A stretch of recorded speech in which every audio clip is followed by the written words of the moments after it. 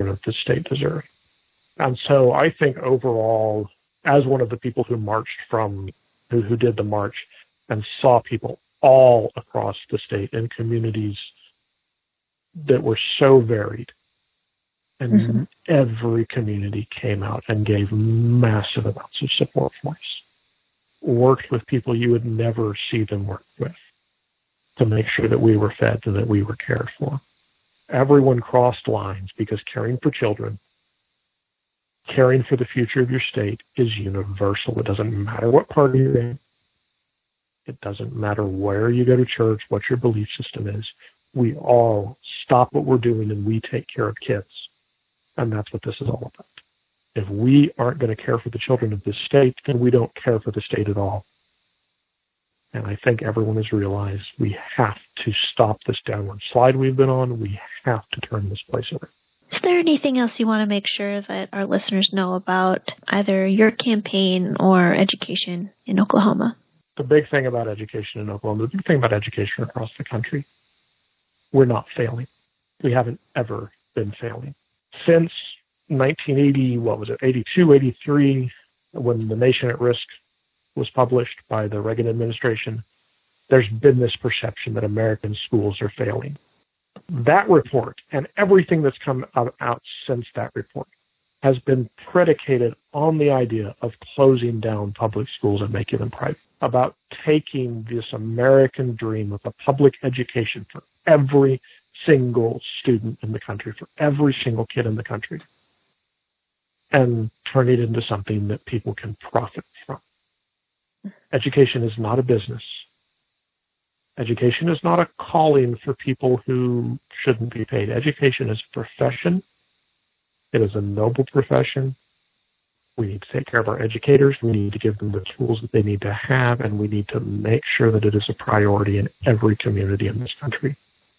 We're not in competition with the world. We're not in competition with anyone. We're just trying to make everyone's life better, and that's what education can do. Thank you for saying that about teachers. I'm the daughter of a teacher, and so it's very exciting to hear you say that. She just retired, but it's very exciting to hear you talk about how, we need to prioritize our kids. Thank you. My wife is a teacher. She is fifth or sixth generation of her family to be a teacher. My family has always had educators. I'm one of the only ones, I have a cousin or two who are also teachers. But when we look back in my family, on both sides of the family, it goes back 3 and 4 generations. We're in education. It's what we do. And we admire teachers. We want everyone to have great teachers.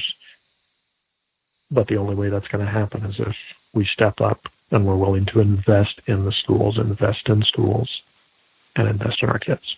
Well, if our listeners would like to volunteer for your campaign or maybe contribute a little bit of money to your campaign, how can they do that? Easiest way is to go on our website. It's Hoxie, Hoxie 4, that's the number 4, Oklahoma. And they can they can find that online pretty easily, or just search for Craig Hoxie online, again, Hoxie, and they'll see lots of information about me and about the campaign, and they should find maybe my Facebook page or my web page pretty quickly. Just make sure it's the Craig Hoxie who's the teacher in Oklahoma, not the Craig Hoxie who is the fitness instructor in Wisconsin. Well, thank you so much for joining us, Craig Hoxie, who is not the fitness instructor in Wisconsin. But I think he's probably a pretty good guy. I'd like to meet him someday, but anyway. All right, so thank you very much. Thank you. And this was really exciting. I'm really excited to, like I said, see more teachers running, more people who actually know what they're talking about in terms of education, running for positions that affect our children's education. So best of luck to you, and we're really excited to see you do wonderful things in Oklahoma. Thank you, and I appreciate the opportunity to speak with you tonight. Thanks for listening to Two Broads Talking Politics. Our theme song is called Are You Listening? Off the album Elephant-Shaped Trees by the band Imunari, and we're using it with express permission of the band. Our logo and all original artwork is by Matthew Weflin and is done expressly for Two Broads Talking Politics. We can be found on our website at twobroadstalkingpolitics.com. You can reach us by email at twobroadstalkingpolitics@gmail.com, on Twitter @twobroadstalk, on Facebook and Instagram, and you can support us on patreon.com. You can find our podcast on Apple Podcast, Stitcher, Google Play, Spotify, iHeartRadio, TuneIn, and anywhere podcasts are found. If you are interested in advertising on Two Broads Talking Politics, please email us at twobroadstalkingpolitics@gmail.com.